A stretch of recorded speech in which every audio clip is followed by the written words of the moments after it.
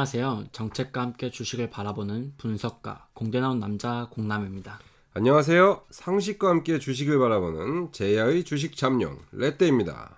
마치 새로운 날이 온 것처럼 시작하죠, 저희. 좋아요. 반갑습니다, 공남님. 자, 오늘 어디서부터 시작할까요? 저번 시간 항공 테마를 다루면서 읽어주신 거 다시 한번 읽고 시작하시죠.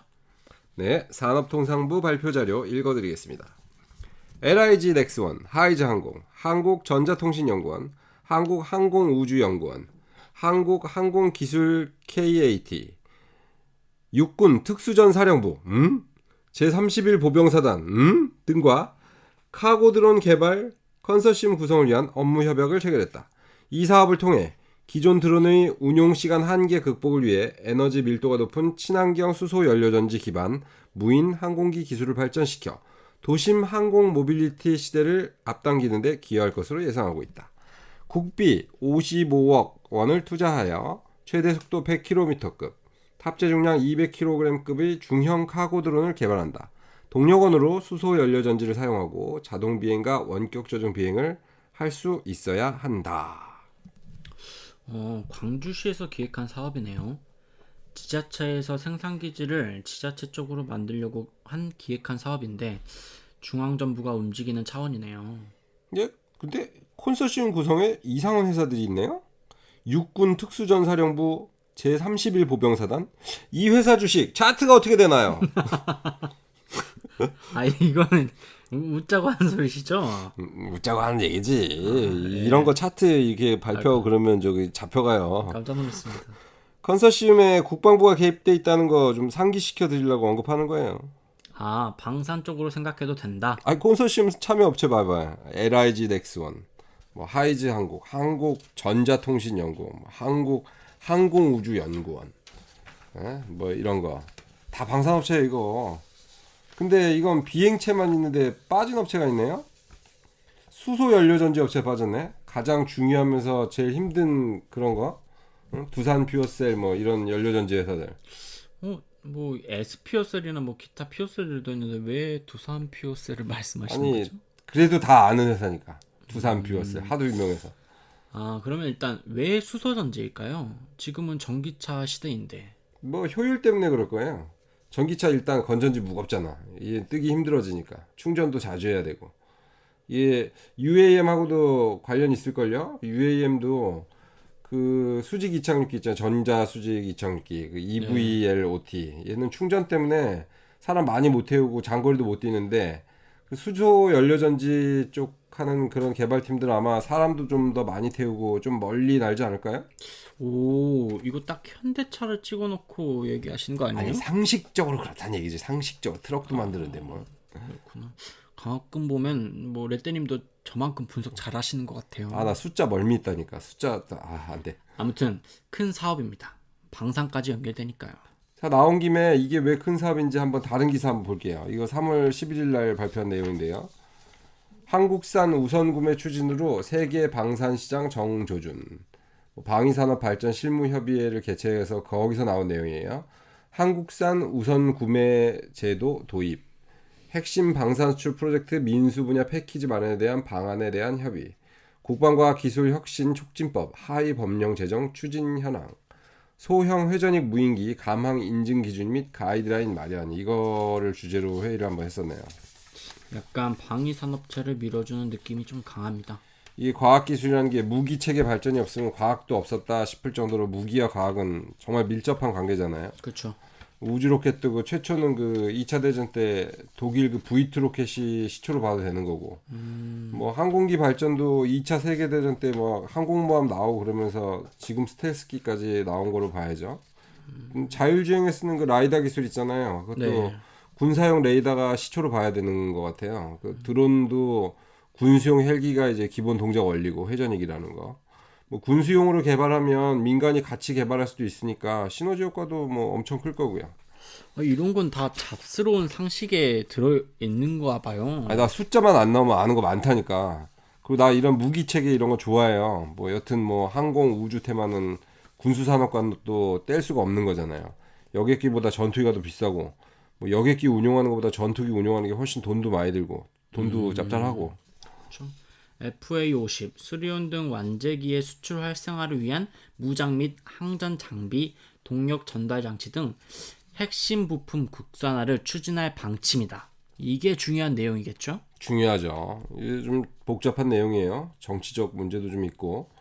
우리 그 우주 하면서 두 개 회사 다뤘잖아요. 그 한화 에어로스페이스랑 KAI, 한국 항공우주, 그거. 예. 방산업체 중에서 나라된 건 이 두 회사가 제일 크다고 봐야 돼요. 근데 엔진이라는 게 우리나라 엔진은 없거든요. 그 현대자동차에서 엔진 만들잖아요. 자동차 엔진을 비행기에 달고 싶은 거예요? 아니. 국산 엔진이 없다고 하셔서. 살짝 태클? 아니, 공대 나와가지고 엔진이 뭔지 모르지는 않을 것 같고. 아니요. 그거 모르겠습니까? 잘 설명해 달라는 말씀이었습니다. 그러니까 우리 우주 할 때 그 누리호 엔진 나왔잖아요. 예. 이거 한화 에어로스페이스가 개발한다 그랬잖아요. 이게 그 한화 에어로스페이스가 비행기 엔진하고 수리온 헬기 엔진도 만든다는 말이죠. 근데 이게 국산화 이 단어가 좀 애매해요. 왜요? 이게 국산화라는 게 아예 항공 엔진 개발을 우리나라에서 해야 100% 우리 기술이란 말이에요. 네. 수리온하고 뭐 T50, KTX 사업 뭐 이런 거, 네. 이 엔진이 전부 라이센스 생산이에요. 뭐 저기 로키드 마틴 사건가 아마 그럴 거예요. 네. 한마디로 이게 핵심적인 개발 기술은 없고 라이센스에 맞는 부품을 국내에서 생산해서 조립한다 이런 정도로 보시면 되죠. 근데 그것도 이제 못해왔던 걸 이제 성공했으니까 생산해서 만들겠다 이런 뜻으로 보면 된다고 봐야죠, 국산화가. 그 GM 자동차가 우리나라에서 만드는 거랑 같이 라이센스 생산이군요. 이게 이제 GM이랑 르노 이런 거는 우리가 못 만들어서 라이센스 생산하는 게 아니고 그냥 생산 기지가 여기인 거지. 우리는 이 비행기 엔진 설계 독자 기술이 아직은 없어요. 그래서 세 개를 무대로 이제 이 엔진을 독자 설계해가지고 만들었다 그러면 안정성 테스트를 또 비행 시간 몇만 시간 채우고 막 이래야지 살 거 아니야, 다른 나라에서. 그게 안타까운 거예요. 그래도 이제 이렇게 라이센스 생산들을 좀 하다 보면 기술이 좀 엄청 늘죠, 점점점. 그 누리호는 자체 개발하는 거 아니었나요? 이게 한화 에어로스페이스가 2019년도에 미국 엔진 부품 회사 하나를 인수를 해요. 그래서 미국의 엔진 부품 생산하고 조립 공장을 세워요. 그러면서 이제 획기적인 발전을 하게 되는 거죠. 누리호의 엔진도 그런 경험들이 쌓이면서 이제 개발에 성공했다, 뭐 그렇게 봐도 될 것 같아요.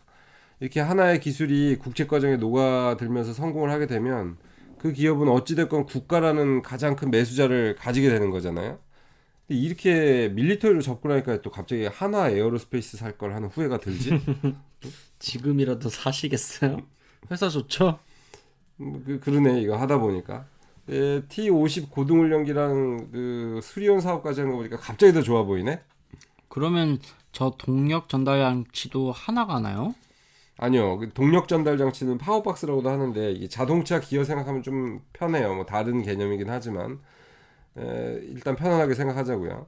이 수리온에 들어가는 거는 전부 그 에어버스사 거를 완제품으로 사가지고 조립하는 거예요. 이게 국산화는 그 KAI 카이에서 진행을 하고 있고요. 그럼 카이도 좀 있으면 수주를 하겠네요. 이게 사실 만들어서 테스트하고 그러려면 시간이 좀 많이 필요해요. 분석적으로 보면 카이보다 한화 에어로스페이스가 수익 실현을 할 수 있는 건 재료가 조금 더 많은 것 같은 느낌이 좀 있죠? 예. 하나는 라이센스 생산이 언제든 되는 거니까 수주만 받으면 되고, 카이는 개발부터 뭐 테스트하고 뭐 하려면 수주전 들어가고 이러려면 시간이 좀 많이 필요할 것 같고 그러네요.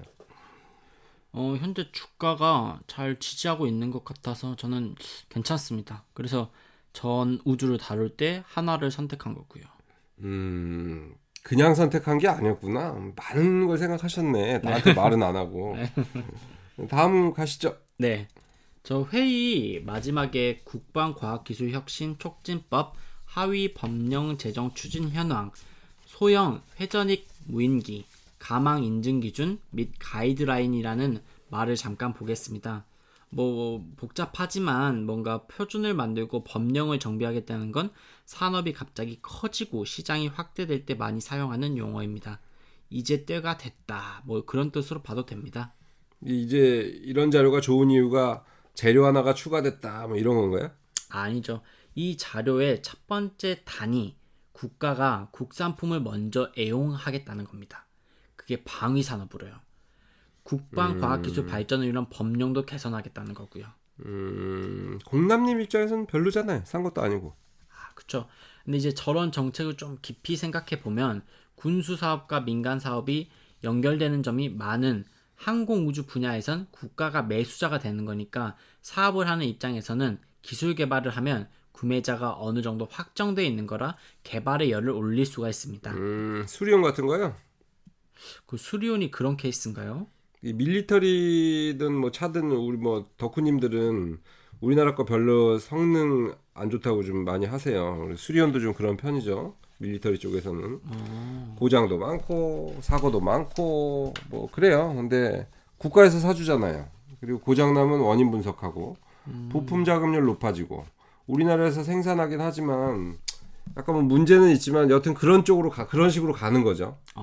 그 로켓 개발하는 거랑 같을 것 같아요. 어렵고 자주 고장나긴 하지만 결국 기술은 그렇게 발전하는 거니까 그 과정에서 국가가 지켜줄 테니 개발해라. 뭐 이런 느낌의 정책으로 보시면 될 것 같습니다. 그럼 주가도 따라 움직이겠네요. 물론이죠. 기업은 국가가 사도 이익이 되는 거니 주가는 당연히 상승할 수 있습니다. 야, 이런 거 수주전하는 날짜를 좀 달력에 좀 쫙 적어놓고 싶어. 그 미국 암호화폐나 이런 거 하듯이요? 그렇죠. 그 아마키 할 때 주가 변동이 좀 있잖아요. 그 참석하는 회사들은 알 수 없어요? 갑자기 좀 궁금하긴 하네요. 좀 관심 있게 찾아보겠습니다. 아무튼 이제 방산에서 취급하는 무인기 얘기를 좀 해보겠습니다. 이건 국방 정책을 레떼님이 설명해 주시죠. 그러죠. 밀리터리. 우리가 드론이라고 하면 전부 그 촬영할 때 쓰고 뭐 그런 프로펠러 달린 것만 보통 이렇게 머릿속에 떠올리잖아요. 네, 그렇죠. 드론 띄운다고 하니까 다들 그쪽으로만 집중되어 있는 것 같아요. 근데 드론이 사실 그것만 있는 건 아니거든요. 우리 영화 보면 막 무인기 날아다니면서 미사일 쏘고 뭐 기관총 쏘고 뭐 화면 나오면서 뭐 그런 거 있잖아요. 그 전부 다 드론이라 그래요. 그걸 다 통칭해서. 이 드론 무인기 관련 산업을 이 방위 산업하고 연관짓지 않을 수가 없어요. 그래서 그 도시명 모빌리티랑은 좀 다른 개념의 접근이 필요하겠네요. 그렇죠. 오히려 비행기 만드는 거랑 같은 접근이 좀 필요해요. 프로펠러기가 아닌 경우도 있고 또 제가 뭐 기업의 재무제표나 실적 뭐 이런 건 잘 모르지만 저는 투자를 할 때 이런 식으로 좀 접근을 해요. 이 무인기 관련 업체를 찾다 보면 거기 또 카이가 나와요. 그러면 생각이 와 카이는 뭐 이것도 하고 저것도 하고 그러니까 뭐 안 오를 수가 없겠다. 뭐 그런 생각으로 확 사버리는 거지. 그렇게 확 잘 사신 것 같아요. 이상한 거는 그런 생각을 하면서 사는 게 나쁘는 아닌 것 같아. 근데 주가는 또 빠지면 빠져. 그건 아무 신도 모르잖아요. 지금 주가가 높은지 낮은지요. 여튼 그 저번에 그 우주 테마 공부할 때 카이가 나왔다는 게 좀 반가웠어요. 많이 본 이름이라. 이 항공이라는 테마에서 방위 산업체와 연관을 짓는 건 아주 당연한 얘기인데 이거 언제 이제 그 하늘을 언제 어떻게 사용하느냐에 따라서 전쟁에선 또 엄청난 효과를 점할 수 있거든요. 재태기가 좀 빠르긴 하지만 조종사 한 명 양성하는데 시간과 비용이 어마하게 들거든요. 그 공군 사관학교 같은 군 양성 기관을 나오고도 또 한참 걸리잖아요. 예, 뭐 사관학교 다니면서도 계속 훈련해야 되고 또 이제 우리 인체가 느끼는 속도나 중력에 대한 저항 이런 게 그 적응 훈련이나 뭐 비행 시간 뭐 이런 거 다 비교해 보고 그러면은 아무래도 무인기가 갖고 있는 이점들이 좀 많죠. 그래서 그런 것 때문에 무인기 시장은 뭐 더 확대될 수밖에 없다고 보죠. 그렇죠. 그러면은 민간 쪽보다는 사용자가 확실히 유리하겠네요. 민간은 돈이 안 되면 필요가 없는 거잖아요. 뭐 예를 들어 가지고 국책 사업 중에 군용 무인기 개발 쪽 내용 보면은 뭐 군단급 무인기 개발, 사단급 무인기 배치 이런 거 보면 사실 이 무인기들이 돈을 벌어다 주진 않잖아요. 네. 돈을 쓰지. 네, 그렇죠. 뭐 정찰한다고 해서 택배 날라다 주는 건 아니니까. 네. 근데 이게 뭐 몇 억짜리든 간에 비행기 이거 사람이 몰고 다니는 것보다는 훨씬 효율적이거든요. 덜 위험하고. 민간에선 정찰이 할 일이 별로 없겠죠? 예, 그럼 뭐 그래서 이제 이런 부분에 촉이 딱 오는 거죠. 야, 이건 만들면 돈이 되겠구나. 그럼 이거 만드는 회사들을 한번 알아보는 거예요. 군용 무인기 관련주를 검색하면 대부분 뭐 그 카이랑 뭐 LIG 넥스원, 한화 뭐 이렇게 나와요. 뭐 사실 국가 사업하는 분들이 망할 리는 없고 그래서 이런 건 좀 좋아하긴 해요, 제가. 우리나라 무인기 시장이 민간과 군수로 나뉘긴 하는데요. 시장이 크진 않다 보니까 구분을 두지 않아도 될 듯 합니다. 시스템 운영 체계만 군용과 민수로 구분하면 되니까요. 무인기 관련주를 분석하면서 관련 업체의 사업 내용 참고하시면서 공부해 보겠습니다. 자, 그럼 뭐 대표 방산 기업이자 항공 무인기 시장에서 뗄 수 없는 큰형님. 건조기 만드는 회사 아니고 LG전자 아니고요. 네. LIG 넥슨부터 가는 겁니까? 딱 그러고 싶은데 피디님이 콜사인을 주시네요. 다음 방송으로 넘어가자고. 야, 딱 그 타이밍이네. 알겠습니다. 자, 다음 방송 때 항공 무인기 관련주 다뤄보고 오늘 여기서 마치겠습니다. 구독과 좋아요는 여러분의 차트에 날개를 달아드립니다.